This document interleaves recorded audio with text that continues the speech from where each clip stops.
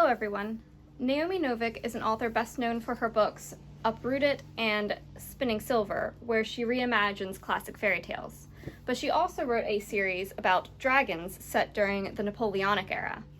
To accompany that series, she wrote a number of short stories that were collected together in an anthology called Golden Age. Today I will be reading a story from that collection called Planting Season. The smells of Boston Harbor were pretty extraordinary to a young dragon's nose. The tar especially, and John shook his head at the enormous sprawls of fish being heaved onto the docks in their nets, most of which already smelled old. But he marched onward anyway. The sailors who noticed him cleared out of his way all right, and a Narragansett man off one of the whalers called him a greeting and offered him a tasty thick slice of blubber, which you couldn't call anything but nice, even if it wasn't perfectly fresh. "Do you know where I can find Mr. Devereux?" John asked him, and was pointed to the right warehouse. It had James and Devereux charmingly painted in gold across the facade, in the crisp letters which John had been studying carefully with Father Duquet since its hatching. He couldn't have got through the front door, but there was a larger one in the back, where a wagon had been drawn up to be loaded and cleared a spot round the corner where the horses couldn't see, with the marks of dragon claws on the ground. John settled to wait until the wagon and its big draft horses had cleared out, and then he went inside and spoke to the large man who had been directing the loading. "I'm from Mashpee. Will you please ask Mr. Devereux if he will speak to me? I have a letter for him from my chief." The men were looking all round him and even peering under his belly, like he was hiding a rider somewhere. So he put out his right foreleg and waved it to show the leather satchel bound securely around it. "How do you do?" Mr. Devereux said when he came out, very loudly and slowly, as though that would have done any good if John hadn't learned English in the shell. "I'm doing pretty well, thank you," John said, and introduced himself as John Wampanoag, since the colonists got fussed if you didn't use a last name. "And I would like cargo if you have one looking for transport." Devereux soon began speaking in a more ordinary and sensible way, although it was clear he was perplexed because John did not have a rider with him. John didn't care to explain, though, so he only said quite simply that he didn't have one. "Anyway," John said, "I can carry more if I don't have a person weighing me down. I have flown as far as New York and come back without any trouble," and handed over the letter from the Sachem, which expressed her confidence in his reliability, and more importantly, an offer to guarantee $200 worth of his cargo. He had proposed that himself, an amount judiciously chosen, so its loss would not hurt Mashpee too much, but enough not to be thrown trivially away. I see," Devereux said when he had read it. John added, "I am no heavyweight, of course, but perhaps you have a smaller cargo which needs to go right away, or can find one." Devereux eyed him narrowly and then said, "Well, let me see what I can do. Will you come back tomorrow morning?" John spent the afternoon pleasantly fishing for his supper in the waters off the harbor. No stale fish for him, thank you. And to make a nice omen of good fortune, in the late afternoon he spotted a whaler in the distance having a fight with a whale a bit too big for them. He flew out and offered to help in exchange for 20 barrels of whale oil out of their hold. The captain bargained him down to 10 in a shouted exchange, which was as much as John had really hoped for, so when the whale was secured, they parted with much satisfaction and a sense of good bargain on all sides. John took his 10 barrels back to the docks and slept across from James and Devereux, curled around them. No one troubled him at all, and in the morning, Mr. Devereux offered to buy them for $28, which was not quite at the top of the market, but a fair price. "Perhaps you can make it a bit more in shares of my cargo instead of cash, if you have found one for me and would be willing to take me as an investor," John said before Mr. Devereux had even brought out the bills. "I suppose I can see my way clear to that," Devereux said, a bit bemusedly. He had 4 tons of tea to send. By some unlucky chance for them, 5 different ships had made it into port from China that same week, and the price of tea in Boston had dropped low enough that Devereux had decided it worth buying some and shipping it on to New York. They agreed that John's share should be a 20th of the cargo, along with $100 for carrier service, which was handsome.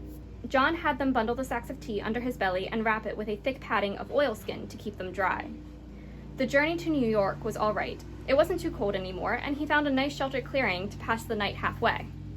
A couple of Mohawks with riders, who didn't look more than a week past manhood, tried to give him some trouble over the Hudson the next morning, but John beat up into a tall, damp cloud and hid for half an hour. They shot a few bullets idly in his direction, but they eventually lost interest and went spiraling away, so they hadn't seen he had cargo. It was all right to say that they were one nation now, but there were plenty of folks who didn't care to remember it when they saw you crossing their hunting grounds of the last 5 centuries with something worth having. Probably they had also seen that he hadn't any rider. John dived out of the cloud and shook the drops from his wings. He didn't feel too cold in the chest or the belly, thanks to the oilskin, and looking himself over, it occurred to him that the covering made the cargo hard to see against his dark brown hide. Nobody would have guessed he was carrying $4,000 worth of tea. He might get a cover made to match him even better, and harness straps too. It would be worth the investment to get back and forth without trouble, having to stop and negotiate a toll, or worse, fight. Personally, he had never understood those dragons who liked a quarrel as much as a good dinner. Singing Bird had spoken to him and his 2 hatchmates about it very seriously, even while they'd still been in the shell. Fighting wasn't any use to the tribe these days. Yes, old Green Wing, who was getting on for 200, would tell you as long as you'd listen.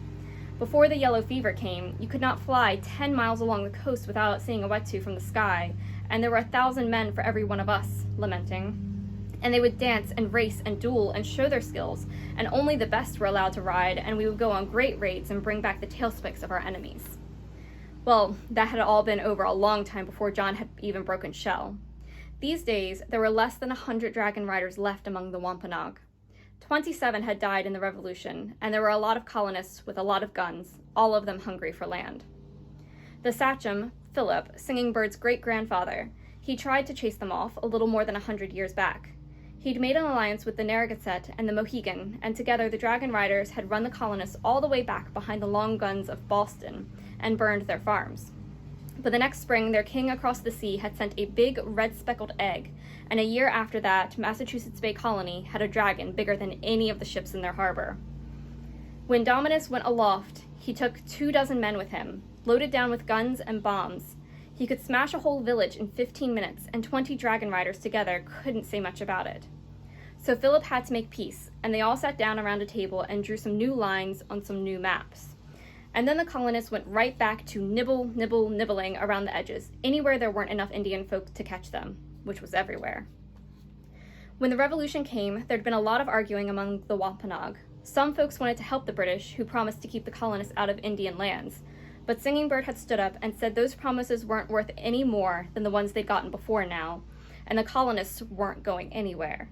Better to divide them from England with all its busy factories and long guns and dragons who could knock you around like a flock of chickadees. She'd already been sachem in Mashpee since her father had died, but the Wampanoag had named her Great Sachem after that, and gave her the name Singing Bird to mark it. So the Wampanoag and the Narragansett and the Mohegan, and just about all the Iroquois, and eventually the Shawnee too, had all gone in with the Revolution instead. The colonists had made a lot of promises too. Washington couldn't have made much headway without any dragons on his side. But it hadn't been so easy for them to go back on their word. Not a week after the smoke cleared at Yorktown, Dominus flew off to Halifax along with Gloriana from New York and Solaris from Richmond. And young Tecumseh went flying all over the country. He'd come to Mashpee and spoken to Singing Bird, and by the time they were ready for the Constitutional Convention, he'd gone to Philadelphia with pretty much every dragon rider left at his back, and demanded seats at the table. Nobody had seen their way clear to sending him away. So now Pokanoket was a state, and the other Indian nations were too. And most importantly, it had been written into the Constitution that nobody could own land in the borders of an Indian state, only the right to use it, and their descendants had to renew their land use rights with the sachems whenever they inherited. That had stopped the worst of the dirty tricks the colonists had been using to get their lands, getting folks drunk and bribing them to sell land they didn't have a right to. But it wasn't going to save them forever. Singing Bird said they had just won some time to become the people who made the guns and the ships and wrote the laws.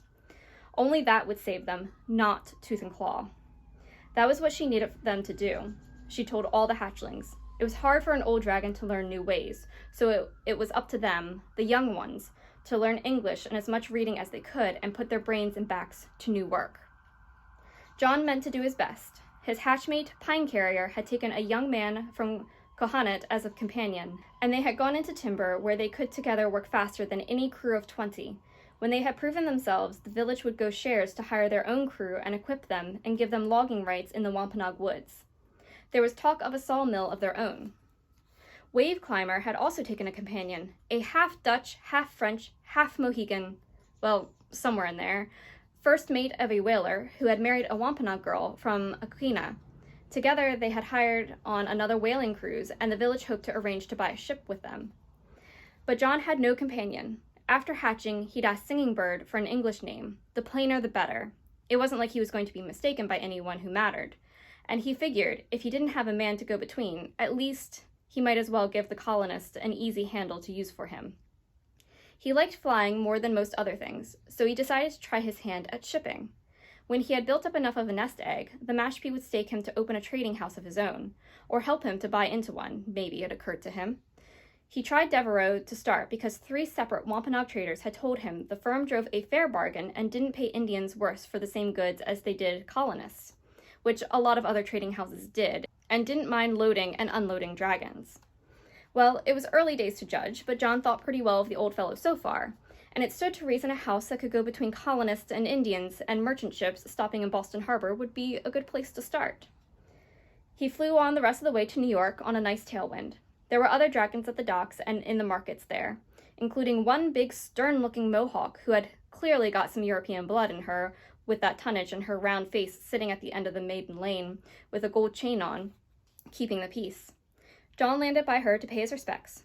"John Wampanoag here, from Boston, with some tea for the market," he said in English since he didn't know her language. The big dragon looked him over closely and then nodded. "The Mohawk buyers will take your goods." "Thank you," John said politely, "but I'll try selling them myself first." She snorted. "Colonists don't know how to talk to dragons." Privately, John figured that most colonists didn't know how to talk to a dragon who could swallow them in one bite, and why they'd bred them up so big in the first place, just to scare themselves with, he didn't know. Well, he knew it seemed an awful waste. Anyway, he looked around the edges of the market and found a few boys in a side lane playing some kind of game with a ball and a stick. Half of them with at least some Indian blood in them, and they were more than willing to give him a hand for the promise of $1 apiece. They untied his oilskins and laid the sacks out neatly and started yelling at the tops of their lungs. "Tea for sale, straight from China, shipped dragonback, $1 a pound, tea for sale." That was undercutting the price John had overheard cried under the roofs by a fair margin, and custom started coming his way. He didn't have a scale or bags, so he had the boys tell people to scoop it out roughly. He was losing a bit on each sale, but he figured it wouldn't really matter, and it didn't.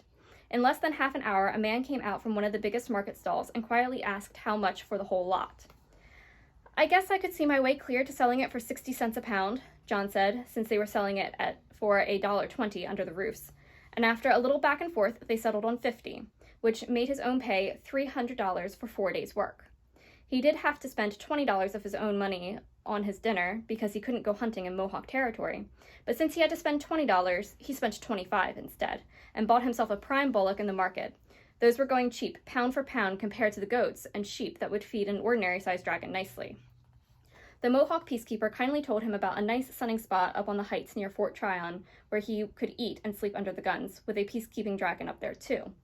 John got the slaughterhouse to cut up his cow, and he gave her one hindquarter and gave the other to the peacekeeper at the fort.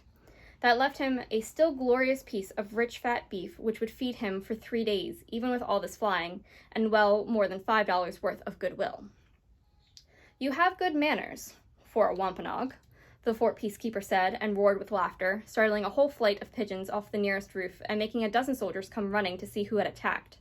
But then he invited John to sleep next to him, right inside the fort itself, and he weighed at least 11 tons, and so he could make all the bad jokes he liked. John ate his dinner and slept peacefully with his money under his belly. In the morning, he flew back to Boston with the money, an even easier flight with no weight on him. He slept just across the Connecticut border and reached Boston just before noon the next day. "You can leave my share right in that pouch," he said to Devereaux. "Next time, if you like to trust me for it, I'll buy a cargo for the way back." "Tell me when you'll come next. I'll have a cargo waiting for you," Devereaux said. He was pleased. He'd cleared $300 more on the load than he would have gotten in Boston. They bowed and agreed on Wednesday, the day after next, and John took his share, did a little shopping of his own, and flew back to Mashpee. It was getting on for sunset by the time he got home, and the cooking fires were making a glow in the houses and the Wetu. The village was running about half and half these days. The warm, good smell of corn porridge cooking was welcoming, even though he wasn't hungry yet, after that huge meal, and when he landed in the square, a bunch of the children came running to greet him, and climb on him and try to poke their fingers into his pouches. "Off you get," he said firmly, and told the oldest boy to take down the sack of candied flowers and marchpane fruits, and they all squealed with joy and started a fierce negotiation over how to dole it out amongst themselves. Singing Bird came out of the big house, her warm brown eyes smiling at him. John ducked his head and said gruffly, "I brought some winter clothes, too, and tobacco and tea." "We're all glad you are back safely," she said, and put her hand on his side. Some of the other women took his bundles, and he let Singing Bird take the pouch with the money. Her face brightened, and a few of the worry lines smoothed out when she saw how much he had brought in. "I'll have time to go and bring in some game tomorrow," he told her, "and I don't need supper tonight. I ate like a fighting dragon in New York." "You need rest after a long flight," she chided him gently. "It wasn't so long as all that," he said. "Maybe I'll see what Devereaux thinks about my going west in a few trips. I could get twice the money for factory goods out in Ohio. I bet if I take it in furs." After dinner, she brought out the big Mashpee account book and the one she'd set aside for him, and sat beside him so he could watch her write the numbers all down. She closed the books when she was done and put them aside and sighed softly. Looking west, the sun was ducking into the treetops. She smelled good of earth. She'd been helping with the planting today, surely like everyone old enough to put hands in the dirt and young enough to walk. "A messenger came from Tecumseh this morning," she said after a moment. "Is it all settled?" John said, steady. "Yes, the Shawnee have offered 4 eggs and $10,000 in gold. He will come when the planting is finished." She drew a deep breath. "We will live in Kentucky during the winters and come north in the spring." John didn't mean to moan about it. Wampanoag women weren't supposed to be dragon riders anyway. Maybe they could have managed something if she hadn't also been a sachem, and if she hadn't been the great sachem, and if they didn't desperately need to bind the nations together, and if. There wasn't much use in ifs. "Well, Kentucky's not so far," he said. "I guess they'll be wanting goods out there, too." "I'm sure they will." "Maybe you'd like to have a look at the fields from above and see if anything's going wrong," John said. "It would be nice if you aren't too tired," she answered, a bit guiltily. It did all right for an excuse. She scrambled up onto his back, not at all like a steady, cool-hearted sachem with a heap of responsibilities, and he leapt aloft with her. Even though she was tired, she spent all the hours she would allow herself up in the clouds, and she sang just for him in her deep, sweet voice while he flew a long, lazy spiral over the fields, just peeking green in places where the corn plants were breaking the ground.